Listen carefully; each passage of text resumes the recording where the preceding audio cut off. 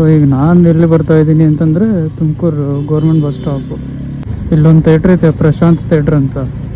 ನನ್ನ ಲೈಫಲ್ಲೇ first movie ನೋಡಿದ್ದು ನಮ್ಮ ಪಪ್ಪನ ಜೊತೆ ಅಣ್ಣ ತಂಗಿ. ಸೆಕೆಂಡ್ ಮೂವಿ ನೋಡಿದ್ದು ಪುನೀತ್ ರಾಜ್ಕುಮಾರ್ ಅವ್ರದ್ದು ರಾಜ್ಕುಮಾರ್ ಆ ಮೂವಿ ಇದೇ ಥಿಯೇಟ್ರ್ ಒಳಗೆ. ಈ ತುಮಕೂರಲ್ಲಿ ತುಂಬ ಮೆಮೊರೀಸ್ ಇದೆ. 2 ವರ್ಷ ಸುಮ್ಮನೆ ಕಳೆದಿಲ್ಲ ಹಾಗೆ.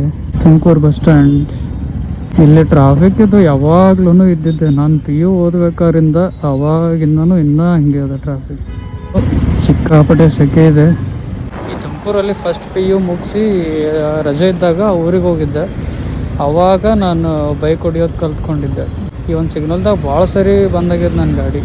ಈ ಕಡೆ ಲೆಫ್ಟಿಗೆ ಹೋದರೆ ಒಬ್ಬ ಫ್ರೆಂಡ್ ಇದ್ದ, ಆವಾಗ ರೈಟಿಗೆ ಹೋದರೆ ಇಲ್ಲಿ ನಮ್ಮ ಹಾಸ್ಟೆಲ್ ಇದೆ.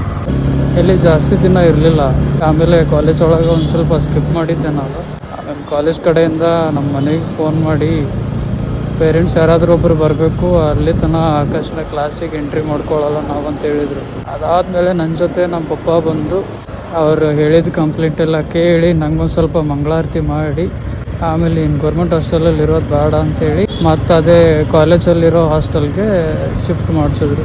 ಈ ಕಡೆ ಹೋದರೆ ರೈಲ್ವೆ ಸ್ಟೇಷನ್ನು ಮತ್ತು ಅಲ್ಲೊಂದು ಚರ್ಚ್ ಇದೆ. ಸೊ ಲಿಟ್ರಲಿ ತುಮಕೂರ್ದು ನಂದು ಹಳಿ ಲೈಫ್ ನೋಡ್ರಿ ಗೈಸ್.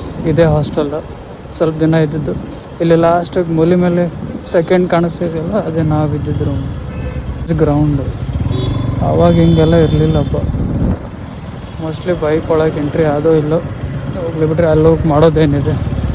ಹಂಗೆ ನೋಡಿದ್ರೆ ನನಗೆ ತುಮಕೂರೊಳಗೆ ಇನ್ನೂ ನೋಡಬೇಕಾಗಿದ್ದಂಥ ಜಾಗಗಳು ಭಾಳ ಅದಾವ, ಬಟ್ ಯಾಕೋ ಮೂಡಿಲ್ಲ. ಈಗ ನಾನು ರೈಟಿಗೆ ಹೋದರೆ ಸೀದಾ ಬೆಂಗಳೂರು ಹೈವೇ.